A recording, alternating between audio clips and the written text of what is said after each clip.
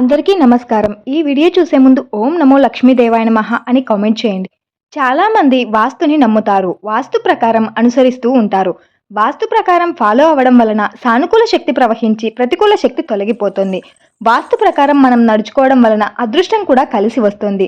అలాగే వాస్తును అనుసరించడం వలన ధనం కూడా కలుగుతుంది. ప్రశాంతంగా ఉండవచ్చు. ఇంట్లో లవంగాలని ఇక్కడ పెట్టినట్లయితే చాలా మార్పులు వస్తాయి. ఆర్థిక పరిస్థితి కూడా మెరుగుపడుతుంది. లవంగాలను దిండు కింద పెట్టుకోవడం వలన ఆర్థిక ఇబ్బందులు తొలగిపోయి ఆర్థిక పరిస్థితులు మెరుగుపడతాయి. సంతోషంగా ఉండవచ్చు. ధనం కూడా కలుగుతుంది.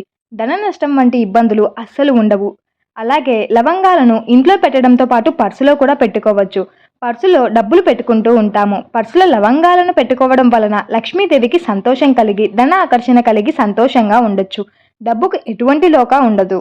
శుక్రవారం నాడు లవంగాల దీపాన్ని పెడితే మంచి జరుగుతుంది. పూజా గదిలో కానీ ఇంటి ముఖద్వారం దగ్గర కానీ 5 లవంగాలను ఉపయోగించి దీపారాధన చేయండి. ఇలా చేయడం వలన సానుకూల శక్తి ప్రవహించి ప్రతికూల శక్తి తొలగిపోతుంది. ఆర్థిక బాధలు కూడా ఉండవు.